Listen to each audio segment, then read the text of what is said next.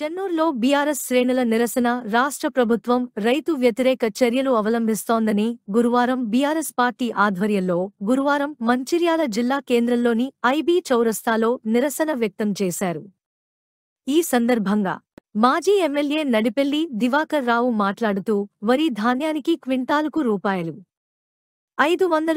Bonus చెల్లిస్తామని ప్రకటించిన CM Revanth Reddy ప్రస్తుతం సన్న వడ్లకు మాత్రమే బోనస్ ఇస్తామని రాష్ట్ర రైతాంగాన్ని మోసం చేశారని ఆరోపించారు.